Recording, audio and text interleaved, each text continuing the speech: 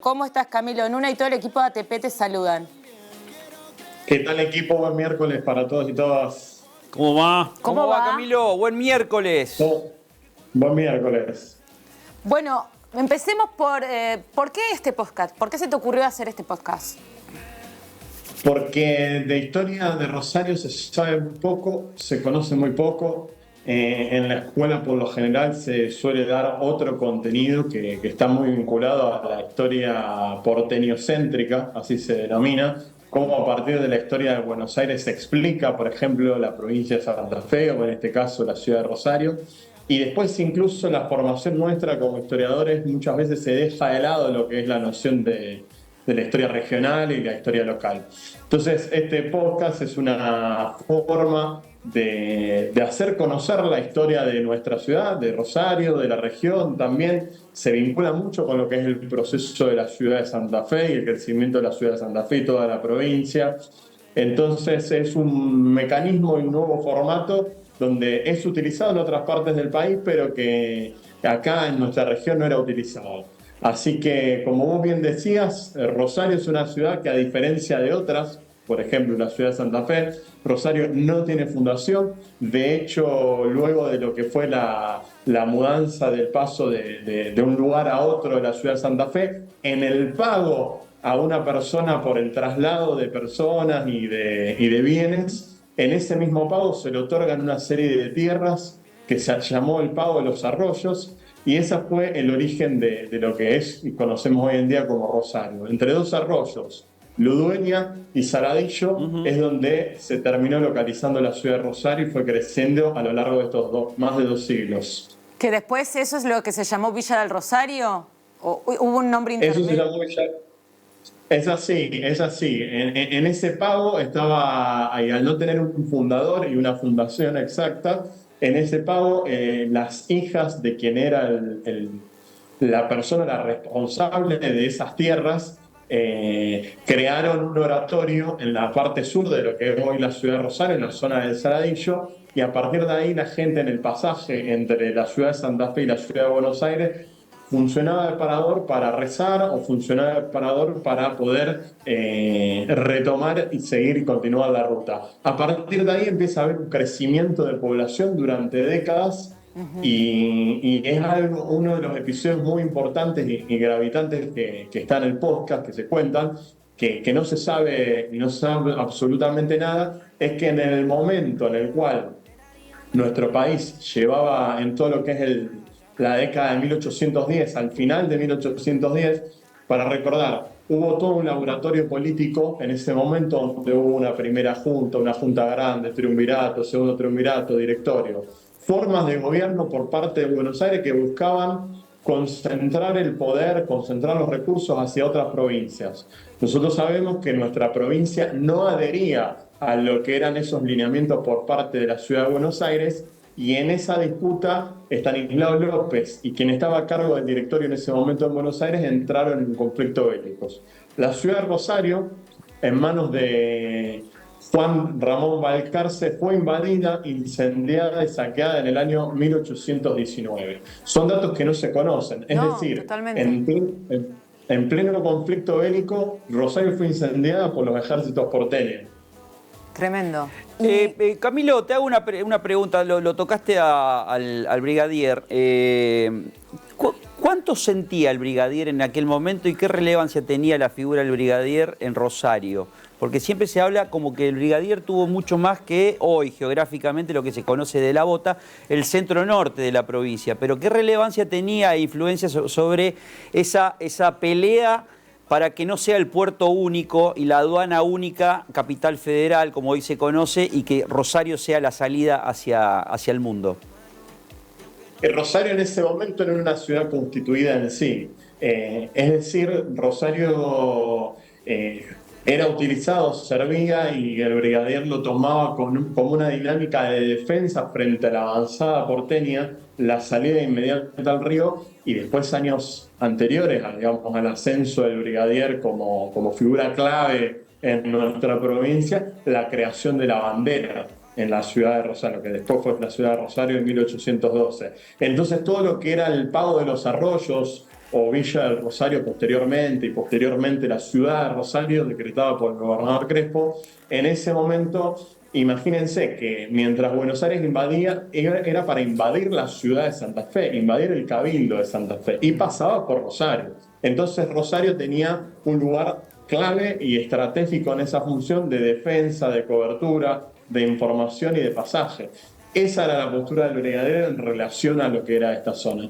Incluso en el incendio de Rosario en 1819, el brigadier López llama a inventariar lo que fue el incendio y qué ocurrió luego del incendio. Y constató que se incendiaron aproximadamente 160 casas, que era la totalidad de viviendas que había en esta zona en ese momento. Pero cuando me hablas de incendio, querían, o sea, estaban generando una especie de genocidio, estaban queriendo matar a la gente directamente, asustar. ¿Cuál era la metodología o el fin, mejor dicho? La metodología del incendio y del saqueo a principios del siglo XIX era común en las dinámicas de invasión de un lugar al otro. En ese intento de Buenos Aires, por parte de Buenos Aires, cuando empezaban a surgir las primeras expresiones entre unitarios y federales y expandirlas por todo el territorio nacional, Santa Fe tenía una mirada completamente autonomista. De hecho, había firmado una autonomía años anteriores. Claro. En ese contexto, en Buenos Aires se concentra la figura política de lo que se denominó el directorio. El directorio era una figura de autoridad máxima que representaba los intereses porteños frente al resto de lo que se conocía anteriormente como el Virreinato del Río de la Plata. Entonces, frente a una modalidad que era la del incendio y la del saqueo que se utilizaba en ese momento, y en una disputa entre lo que era Buenos Aires y Santa Fe, una provincia que se resistía a una hegemonía porteña o al control de los recursos por parte de lo que era el Estado de Buenos Aires, ahí Rosario está en el medio, digamos, cae en esta situación. Digamos, tiene que ver mucho con la historia política de nuestra provincia, con la historia regional de lo que terminó siendo la ciudad de Rosario y con la historia de nuestro país, porque ayer nosotros celebramos el 9 de julio la independencia, sí. Pero en el caso de Tucumán, cuando se firma en 1816, sí. La provincia de Santa Fe no envía representantes para firmar esa independencia en ese momento. Luego, en la conformación del Estado Nacional a lo largo del siglo XIX pasa a integrar lo que es el Estado argentino. Tal cual. Camilo, justamente a eso te quería llevar. Mirá, ayer el gobernador dijo o invitó a reflexionar a la ciudadanía cuando estaba al frente del acto protocolar en la ciudad de Rafaela y hablaba de que las luchas que se daban en la independencia pueden ser paralelas en la reflexión, en el pensamiento, en la comparación a lo que está ocurriendo hoy con la defensa de los intereses. Ya sabemos que tiene una carga política esa situación y algo por el estilo, pero según tu mirada de historiador, según tu mirada fina de la historia, ¿hay algún punto en el cual Santa Fe hoy pueda compararse con aquella Santa Fe en la defensa de los intereses? ¿Hay algún asidero que pueda llegar a endilgarse en esa reflexión del gobernador? Y un poco lo que trato de lograr en el podcast y en la manera en la cual contar historia es jugar un poco entre el pasado y el presente, porque para entender el presente siempre es fundamental conocer y saber la historia de nuestro país, la historia de nuestra provincia, la historia de nuestra región.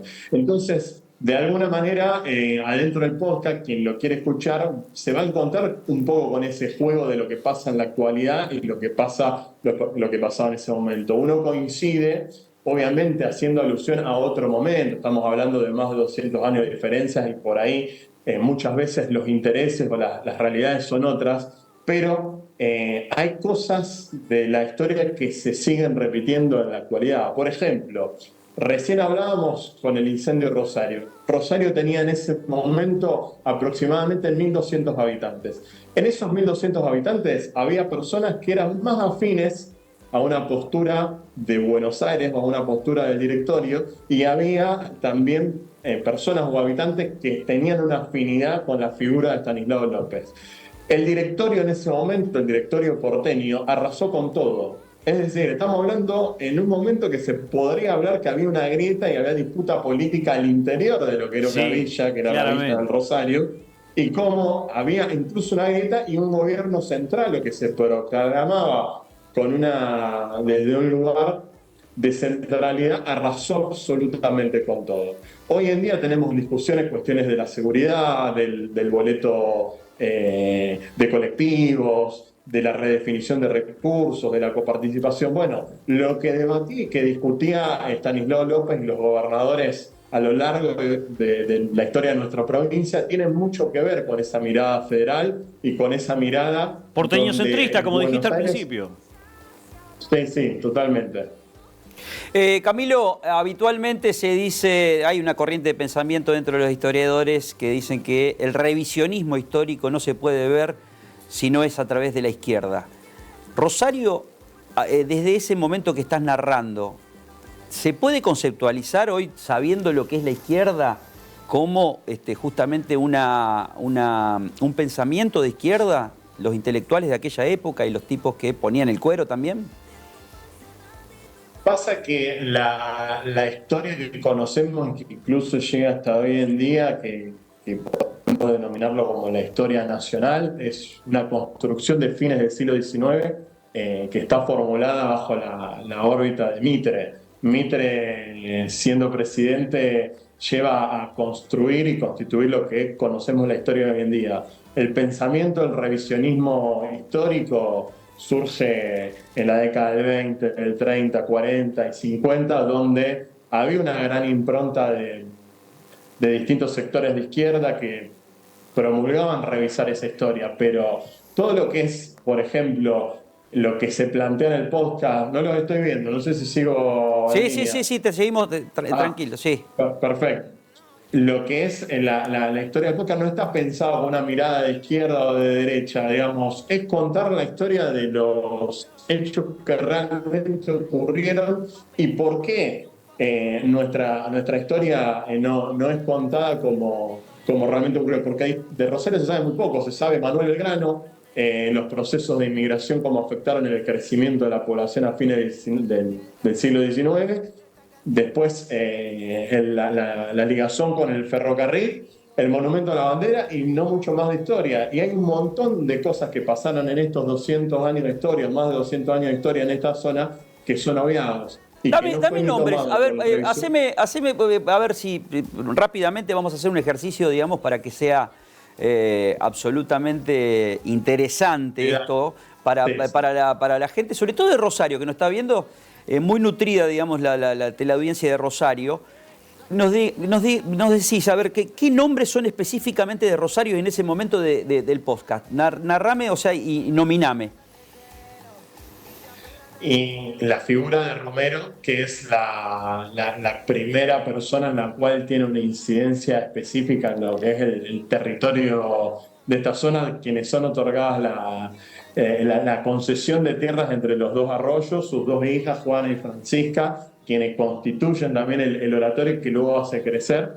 Manuel Belgrano, indudablemente, Manuel Belgrano, pero la figura de Manuel Belgrano en Rosario cuando se crea la bandera, enfrentándose al poder también de Buenos Aires, porque la batalla de las independencias en los diferentes lugares no fue comandado a llevar adelante la bandera, y en Rosario él decide hacer la bandera para tener una figura simbólica para poder llevar adelante los ejércitos de la independencia. Después, pasando en el tiempo, y que hay otros capítulos en el podcast que no solamente están ligados con el origen de Rosario, que es las primeras políticas públicas en torno a lo sanitario. Digamos, en Rosario la primera pandemia que está ligada a la fiebre amarilla y al cólera ocurren en Rosario, y hay toda una serie de medidas que se toman a partir de la Cámara de Diputados de la provincia de Santa Fe y desde el gobierno nacional, que en ese momento gobernaba Faustino Sarmiento, en hacer un desarrollo urbanístico de la ciudad de Rosario, contemplando que se evite la propagación de lo que fue la fiebre amarilla, lo que fue el cólera en ese momento. ¿Qué figura, Pasando en el tiempo,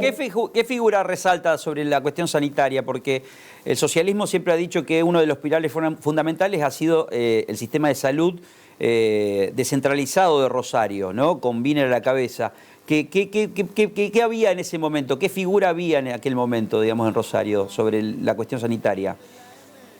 Es que en ese momento el gobernador, los distintos gobernadores decretaban y destinaban a quienes estaban a cargo de lo que era la dinámica de la construcción del desarrollo urbanístico local. El gobernador determinaba quién era el intendente en ese momento, digamos, lo que habla el socialismo es una cuestión más de historia reciente de la salud pública.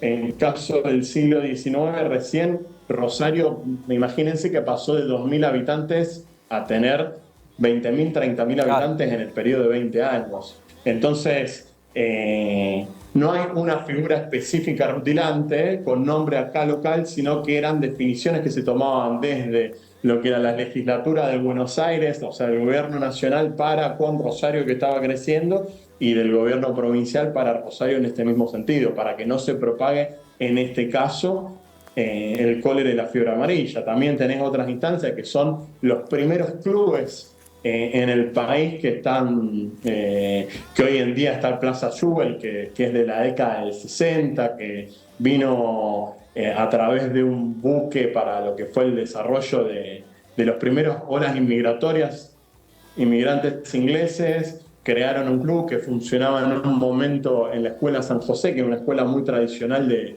la ciudad de Rosario. Después Jubel, que era el intendente de la época, le hizo una concesión de tierras enfrente de lo que es la terminal de ómnibus y el patio de la Madera de Rosario, para los que conocen. Bueno, hoy en día funciona el Club Atlético del Rosario, Plaza Jubel, que jugó en la Liga Nacional de Rugby, y a partir de ahí los primeros, tanto Isaac Newell como Colin Bowling Calder, que eran dos personajes que estaban acá en Rosario, a fines del siglo XIX, crearon los dos clubes más importantes de la ciudad, que son Rosario Central y Newell's Old Boys.